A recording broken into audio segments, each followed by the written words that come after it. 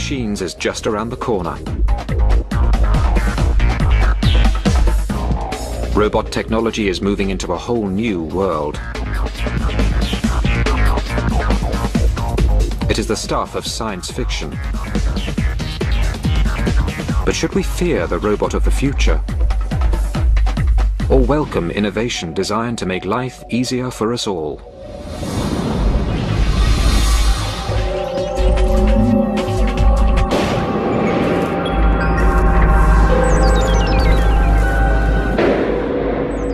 In the near future, robots may run our world.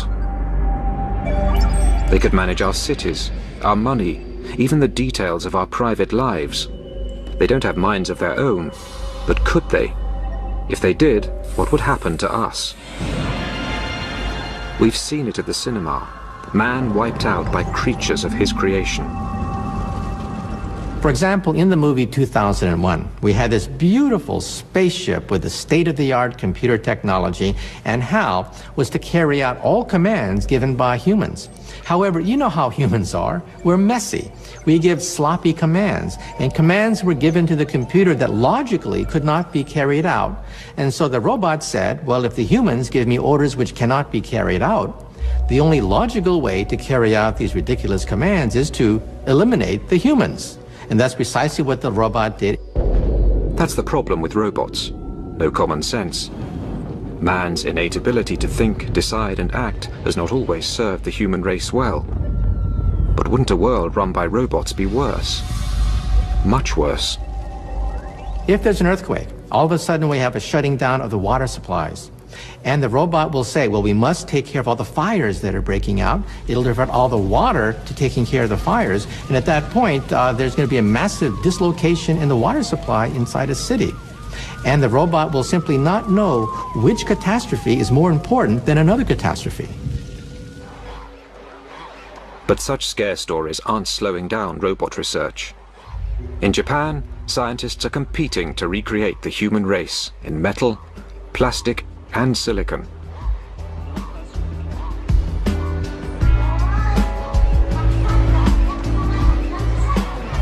This is Asimo, the first humanoid to walk out of the laboratory and into the real world. It's designed to look friendly, not the kind of robot who'd zap us with a laser.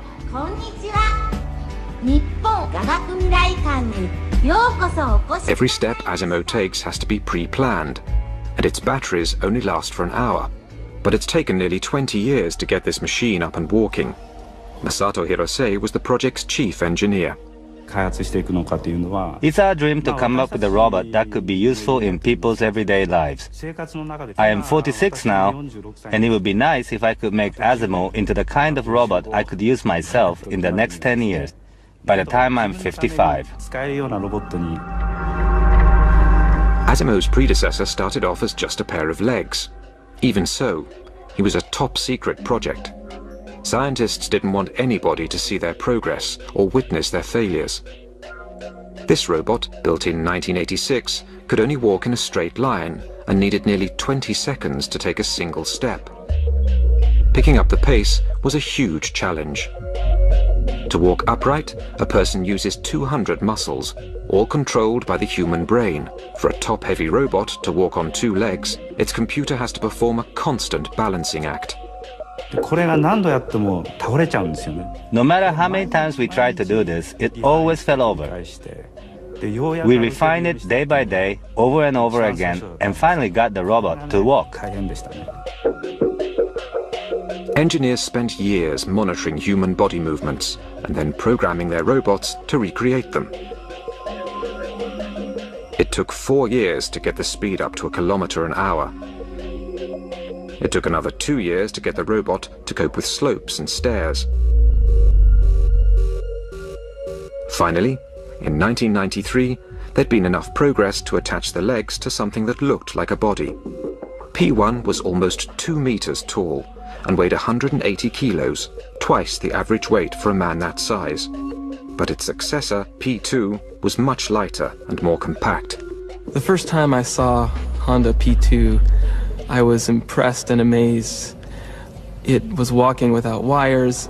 Everything was self-contained, onboard computers, onboard batteries. So it was impressive on that level, but also just because Honda was able to keep it a secret for 10 years.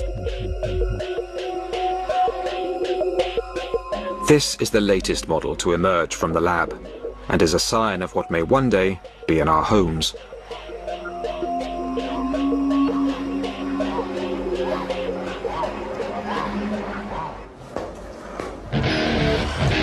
The quest to build the first artificial human is highly competitive.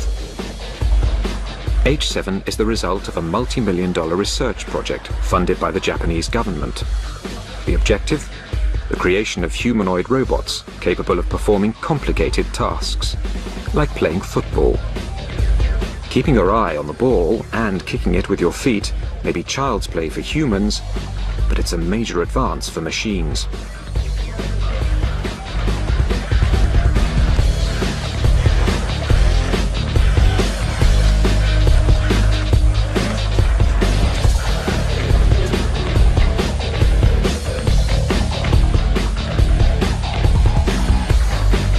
James Kuffner developed much of H7's software. If I tell my daughter to go fetch my keys from the kitchen table, I don't have to tell her, move your left foot in front of the right foot, turn 90 degrees, and then enter the kitchen door. She can do that automatically, and we'd like to get robots to have that level of autonomy. H7 can track the ball with its eyes and make its own decisions about how to follow, catch, or kick it. But there are limits to what it can do of its own accord. H7 may have mastered football, but it's not so good at other sports. A whole new set of software is needed just to get H7 to pick up a bat. H7 doesn't find the bat by using its camera eyes. Instead, every movement is planned in advance and written into its software. H7 is no use if the bat is put in a different place. The most intelligent robot in the world still can't match the coordination and agility of a toddler.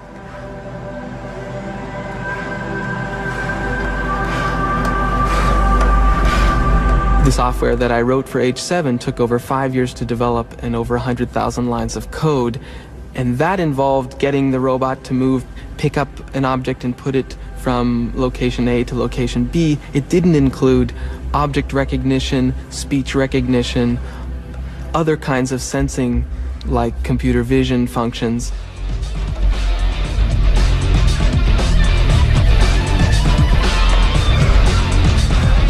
Robotics research has a history of constantly reinventing the wheel. Every time a new machine was developed, they had to write again from scratch the software to control it.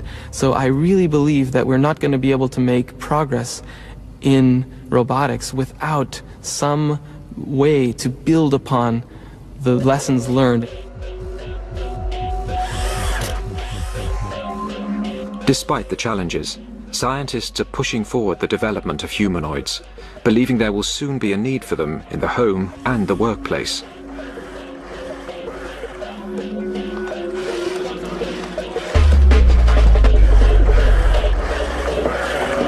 If you take a look at the Japanese population, it is aging rapidly. Labor is extremely expensive. In the United States, because we have a large immigrant population, cheap labor is not such a big problem. Why be satisfied with a mechanical maid or butler when you can get a real maid or a real butler? But in Japan, mechanical servants have a bright future, and not just in the home. Which is why the Japanese government is funding the development of industrial robots. HRP-1 is a remote-controlled robot. In the future, versions of this robot could replace human workers on construction sites. HRP-2 is designed to help people with heavy manual work.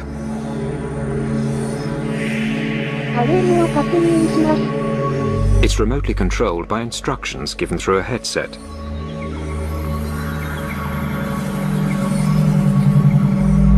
Creating a robotic workforce could be big business, a real boost to Japan's economy. But But there are still a few snags to overcome.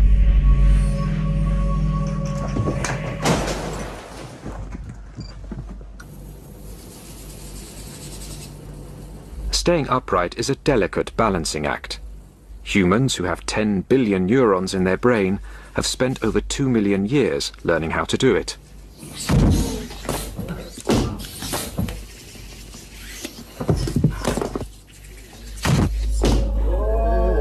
Morph 2 is a miniature humanoid, not always on its toes.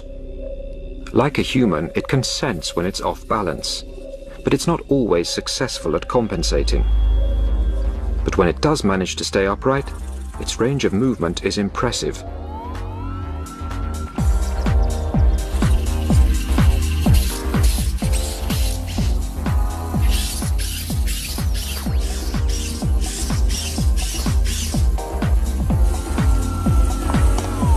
A whole new meaning to agility tests. This is Morph 3. Its incredible flexibility is made possible by 26 joints, all coordinated by 133 sensors and gyroscopes, which detect changes in pressure and position. But they can't process all that information as quickly as humans, which is one reason they fall over so often.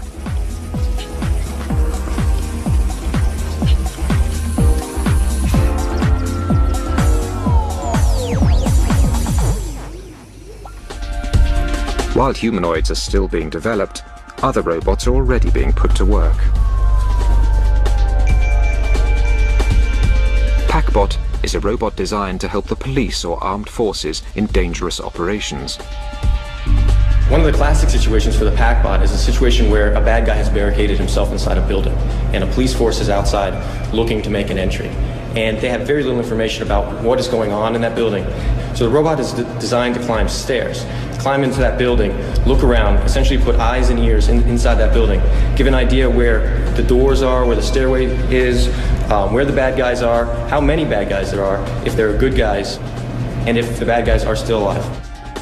PackBot can be controlled from almost a kilometer away. It's a versatile robot, equipped with cameras, microphones, infrared sensors and sonar. The satellite navigation system tells its operator where it is, as well as the roll and pitch of the terrain. We're looking at adding chemical sensors, bomb detection sniffers, mine detection platforms. Basically any kind of sensor that you can come up with, we can incorporate on the back of the robot. PackBot is housed in an impact-resistant aluminium shell that can survive a 3-meter drop onto concrete at extreme temperatures. It can move at speeds of almost 20 kilometers an hour and through 3 meters of water. If it lands upside down, its flippers turn it over. One reason it's so tough, it has no wires that might break or become disconnected. I'm at the landing, clear at this point. Stairway clear? Clear. 1, 2, 3. Go. This is only a police exercise, but PackBot has already seen real-life action, having worked at New York's Ground Zero, helping in the search for survivors. And this is particularly important now where the loss of human life isn't tolerated anymore during war or military action, or civil action for that matter. Scientists are already working on the next generation of PackBots, with even more capabilities. The development of an extending neck will enable the robot to peer around corners. I'm turning the robot. Okay, Tommy, what do you got? 2 people, 1 suspect and 1 hostage. He's got a knife in his right hand. There's a female on the ground. Go.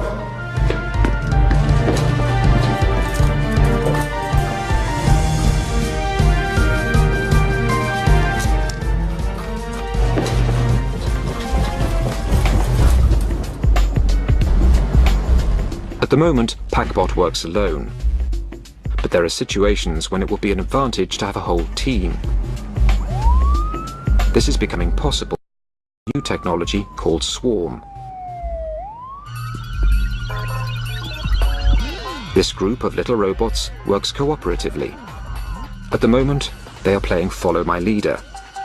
The inspiration for their software, the behavior of ants and bees. In nature, 20 million individuals in some of the larger societies of ants all come together and work for a common goal. And they don't have cell phones, they don't have internet, they don't have GPS, but yet they're able to work together collectively and to do complex things like map their environment, form paths, carry food around, communicate information to their nest mates, things like that. So we're trying to get some of that intelligence into robots.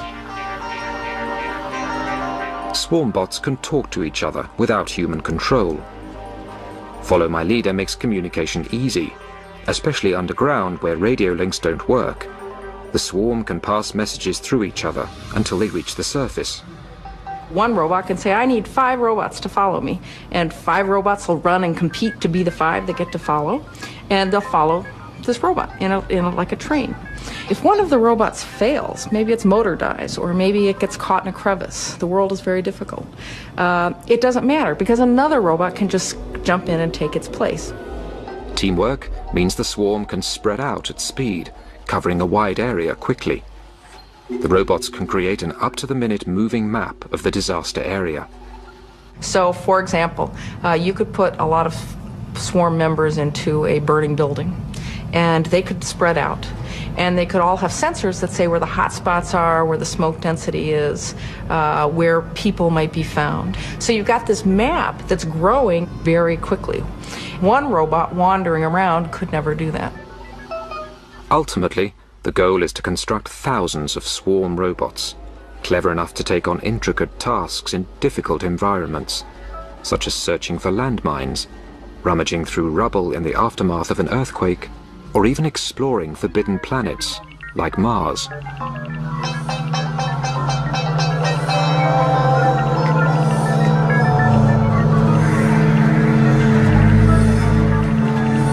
Another idea is that by having a large number of robots, they can all be relatively cheap. It's not so important if one of them breaks. So now, if you wanted to have a mission on Mars, for example, imagine dropping 1,000 robots. It doesn't matter if 80% of them fail when they're dropped. There's still 20% down there that are running around collecting information. Whereas if you just had one very expensive robot and it broke, the mission has failed. And with these uncomplaining automatons doing the dirty work, there's no risk to human life. Robots can withstand the stresses, the strain, the radiation, the deprivation that exists in outer space. They don't complain, they don't require life support, and they don't have to come back. But space research will have job opportunities for bigger robots too. Robonaut is a remote control robot developed by NASA to work outside a space station where there's danger from space debris and cosmic rays. Safe inside the space station, the astronaut wears a special visor and glove. When he turns his head, the robot's head turns too, and sends back video images of what it can see. When the astronaut moves his hand, the robot mimics the action. One advantage of humanoid robots is that they can work with tools and equipment designed for people to use. But if you don't live in a space station, you might want something a little bit friendlier around the house.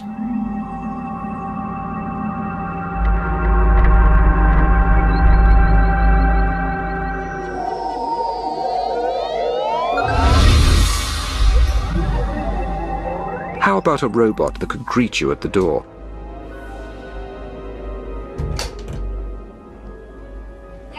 This is Papero, the first domestic robot, coming soon to a high street near you. Hello.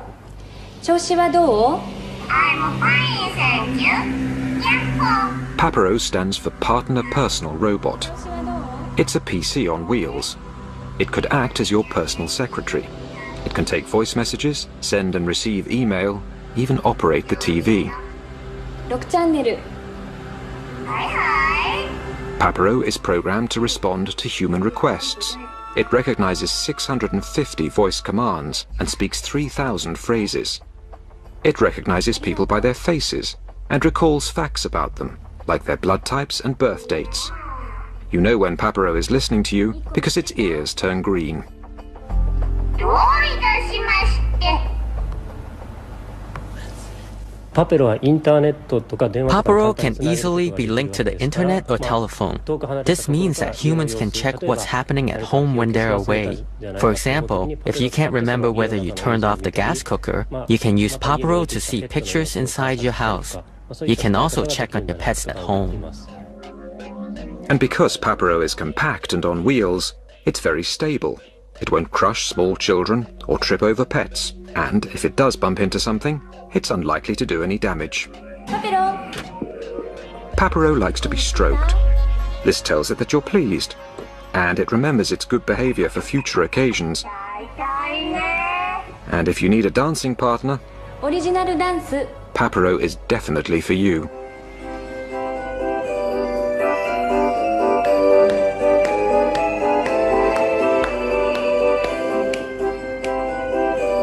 Papero can be as endearing or as irritating as a 2-year-old child.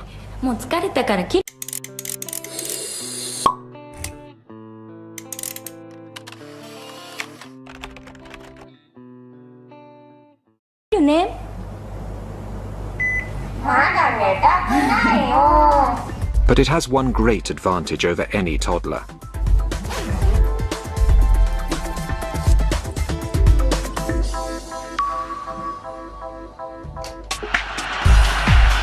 "20 years of research have gone into today's robots. But are they ready to join the workforce?" Our robots today have the collective intelligence and wisdom of a cockroach, a retarded cockroach, a lobotomized retarded cockroach. However, because of the doubling time of computers, I think that by the year 2020, we may have robots that are as intelligent as mice, perhaps as intelligent as a dog. If robots are really going to be useful, they're going to have to learn how to learn. The dream of developing a human robot has endured for decades, and substantial progress has been made. Now they can talk, walk, and sometimes outsmart us.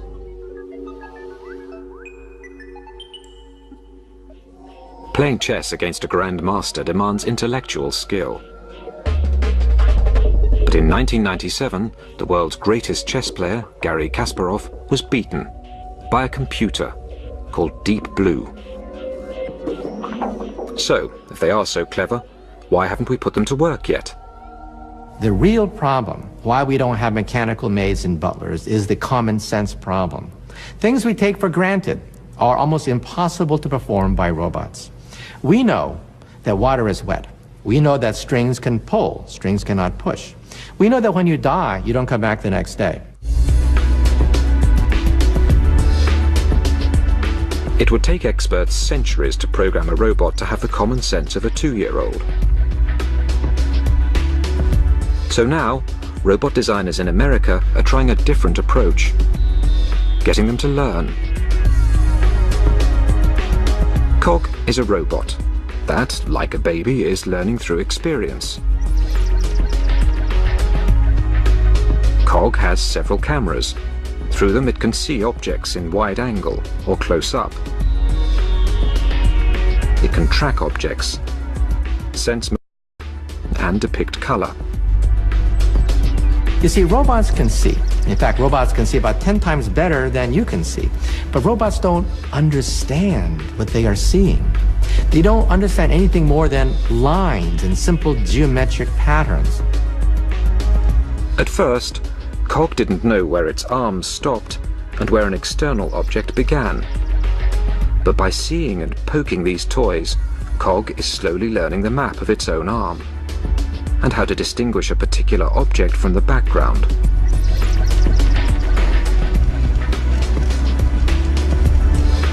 Cog now knows that cars move forwards or backwards, not sideways.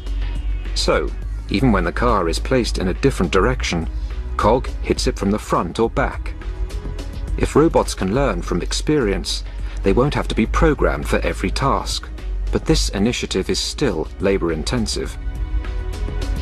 We'd like to be able to take that robot in the future and show it, here's how to do the ironing. You know, you fold it this way, you do that, and that's how to iron. You do it now. We'd like the robot to understand that, be able to map it to its own body and do the task. This is K1. K1 isn't doing the ironing yet, but it does try to copy its programmer's workout.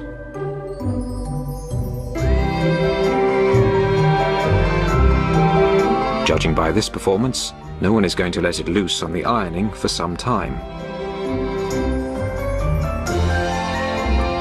Copying is just the first stage of developing intelligence. If K1 is ever going to learn how to do the ironing, it will not only have to know how to hold the clothes and move the iron, it will also have to understand that the aim of the exercise is to get the clothes free from creases. To achieve this, K1's designer, Yasuo Kuniyoshi, sees a future where robots will grow up and learn alongside humans. This might sound like a science fiction story, but I'm talking about a very long term ahead, the far future. It can happen that newborn human babies are assigned partner robots from the beginning and then grow up together with a robot. A robot would learn its human partner's likes and dislikes and adapt its behavior accordingly. But that's a long way off for K1. After all that exercise, it's time to strip off and cool down.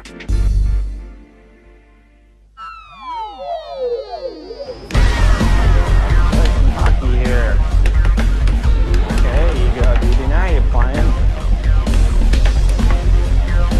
Darren Bentivegna is teaching DB to play air hockey.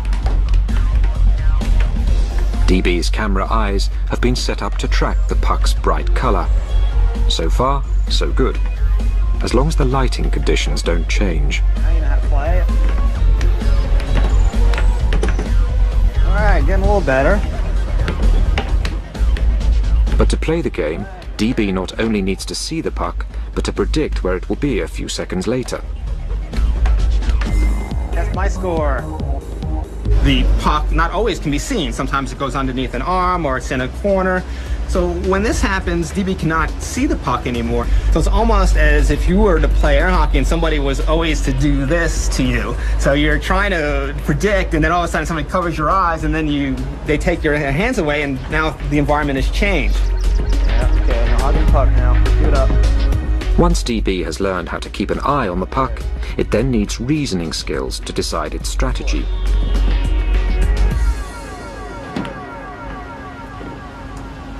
Having chosen its shot, DB needs the motor skills to execute it. And all these seeing, reasoning and action skills need to happen instantly. The puck waits for no man and no thing. Is it worth all this effort just to teach a robot a game? Through verbal communication, you could tell DB or teach DB new skills as you would teach a person. So, for example, if you wanted to have DB do ironing in your home, you would have DB in the location and you would tell DB, watch DB, this is how we iron. We take the iron, we move it across the clothes, and we look for the wrinkles, and we make sure we don't burn. And it would know about all these items through these communications, and little by little build up more and more skills. One day you'll be able to play as good as this. Well, I'm hoping you'll be able to play better. But it's very important that, of course, that you teach your robot well and that it learns well, because you can have things as your robot trying to cook your dog or burn your clothes or break your dishes, and of course this is not what we want. If robots could learn and repeat tasks just by watching, they could become invaluable in the workplace. Other developers are taking the concept of a human robot one step further. They hope to produce a robot that not only copies our movements, but also our emotions and facial expressions. Fumio Hara directs the Faced Robot program at Tokyo's Science University. The easiest expression to replicate is excitement. The corners of the mouth move up and the eyes go down slightly.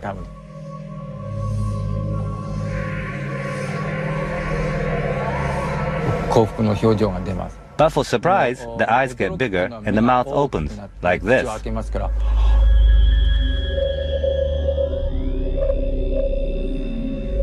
And for fear, you're scared. Everything tightens up and the eyes are slightly bigger and the mouth horizontal.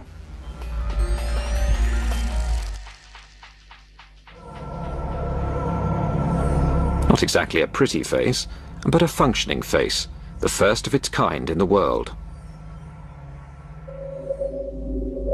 Silicon is stretched over the skull, made up of semiconductors, wires and pistons. The wires have to be positioned in exactly the right place to replicate the muscles in a human face. But expressions like fear, surprise and anger use similar muscles and can be difficult to tell apart. So it's hard to make the silicon look expressive. We call it virtual communication. We just want to find out how well a machine can fool people by creating realistic expressions.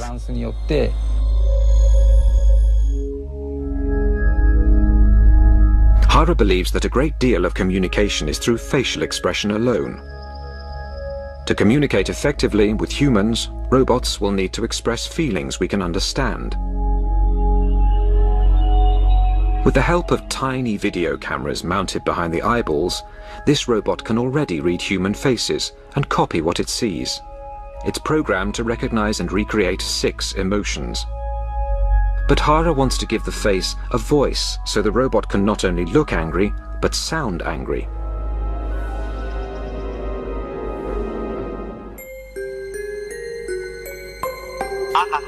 Meet WE4, Mr. Personality.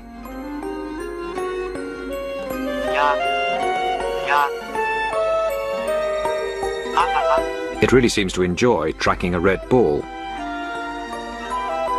and doesn't like being ignored. It shows surprise when the scientist opens a bottle of vodka, but it does like the smell. WE4 can make expressions of disgust, fear, anger, surprise, sadness, and happiness.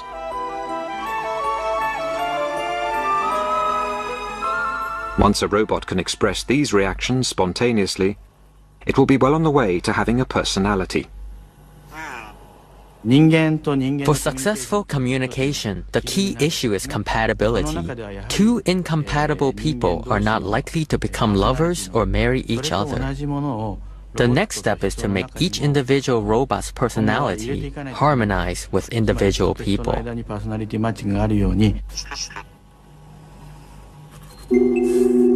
Rodney Brooks is developing a sociable humanoid robot he calls Kismet. Do you want to talk to me today? What do you think? More like that. I'm too close? What if I get this close to you? What do you think? Right now, Kismet is modeling a very young infant who doesn't really have language. So it babbles and does turn-taking, as you can do with a young infant, back and forth. But there's not too many words that it understands, and it can mimic a little bit, and we're having it learn about simple objects by talking to it. Can you see me? Yes. No, that's a bright light, isn't it? You're much more interested in the bright lights than my face today. Come over here. Kismet engages with people through an expressive face-to-face interaction. Brooks was inspired by infant social development and psychology. Hero.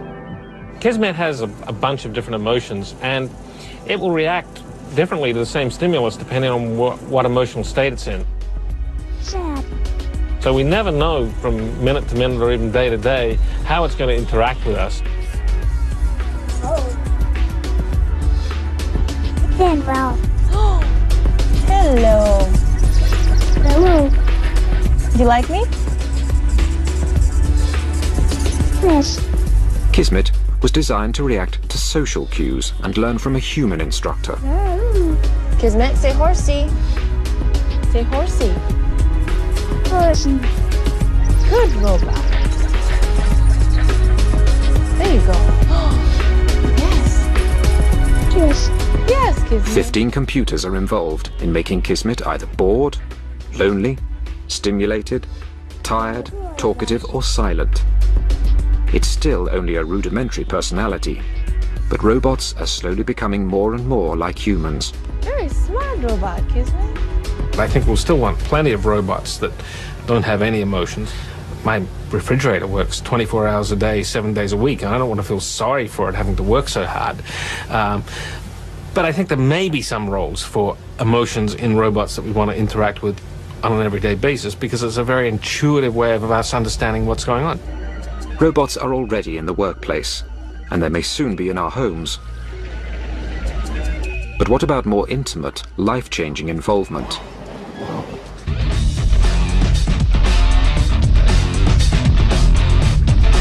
Eric Harper looks like anybody else.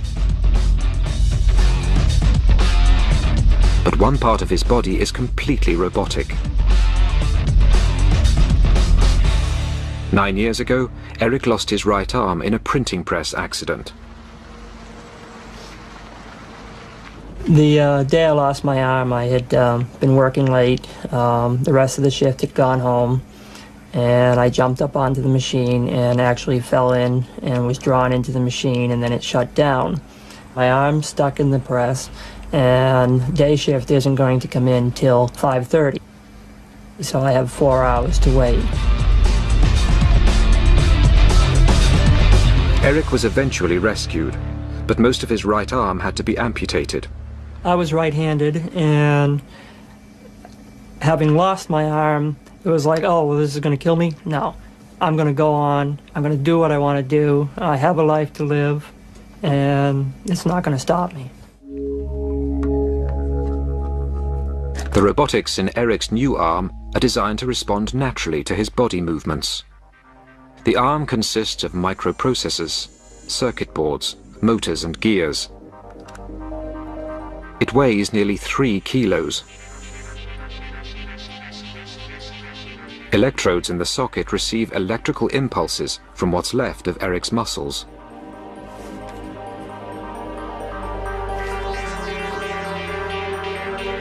A valve seals the vacuum inside his false arm, helping to keep it in place. A computer reads the electrical impulses from Eric's back muscles and bends his robotic elbow, raising his forearm.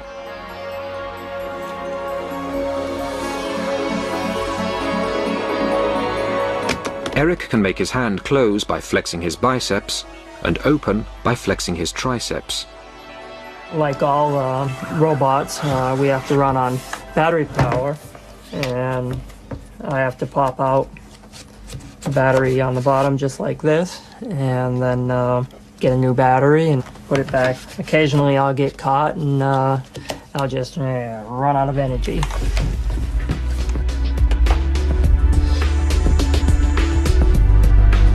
Eric's arm, although not perfect, has changed his life. So will this technology one day be able to improve our brains as well as our bodies?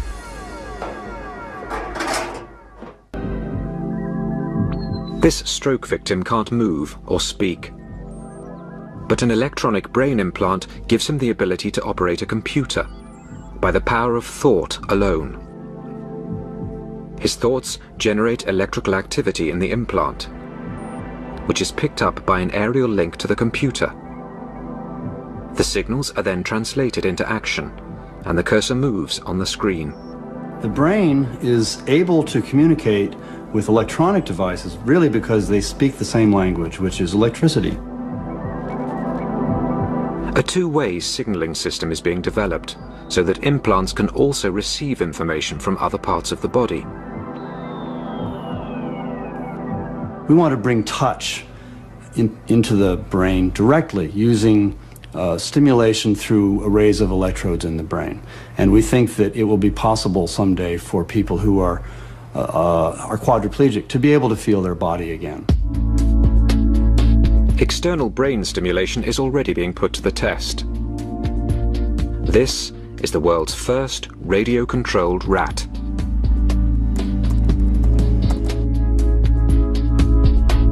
I didn't set out to make jihad ninja rats. What we wanted to do was an experiment that gave us a sense about how well animals understand signals that come directly into their brain. Rats have poor eyesight. They use their whiskers to find their way around in the dark. 3 electrical probes, each the thickness of a single hair, were implanted in the part of the rat's brain that picks up signals from its whiskers. The operator can direct the rat by typing commands into the computer. In one way, you could compare the system to a child's remote-controlled car. An operator stands with a laptop and sends out key signals.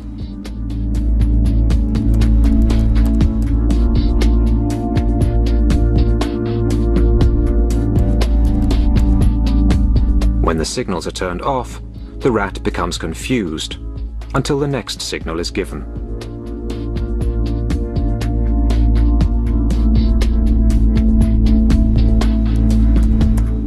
Dr. Talwar believes his remote-controlled rats could be very useful.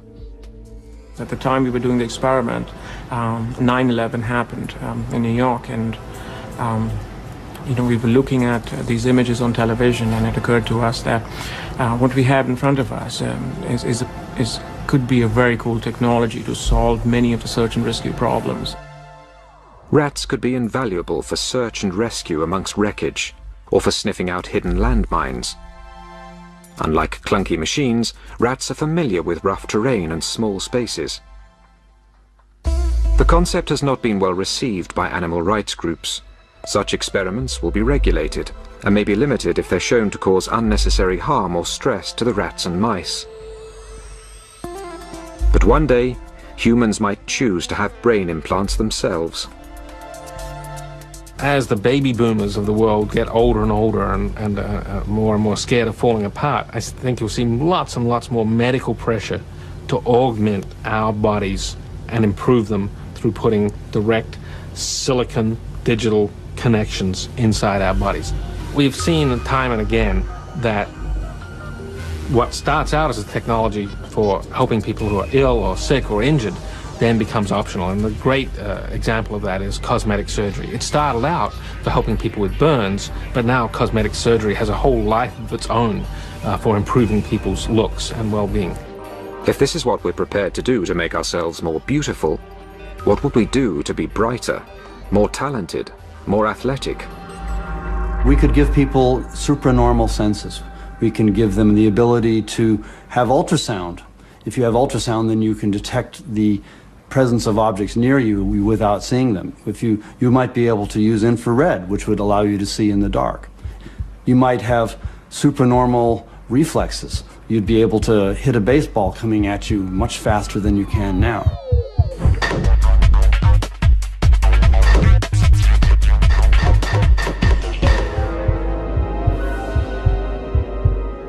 Once you have that, it's not very far to getting a wireless internet connection inside our head. So I fully expect 20 to 25 years from now, a lot of us, our grandchildren especially, will be walking around with wireless internet connections. And there will be robotic devices throughout our environment. Millions of chips will be embedded in our furniture, utensils and clothing. Like in a Disney movie, we'll talk to tea kettles and teacups, and we'll talk to our furniture. And instead of having a robot doctor, our robot doctor could very well be our clothing, for example, with chips in it. Our clothing will monitor our health, our heartbeat, monitor our bodily fluids, and in case of an accident, our clothing will alert the authorities and download our entire medical history before the ambulance arrives. The rise of machines could be just around the corner. And this may be a source of hope, not fear, because the robots running our lives are unlikely to be the metal and silicon creations of science fiction. They'll be part of us. The future of robots is us, and us will be the robots. The combination of person and robotic technology is going to be far better than any pure robot that we can build. Our new robo-beings. A collaboration of man and machine, flesh and technology. Not Homo sapiens, but Robo-sapiens. United in structure, brain, heart, and soul.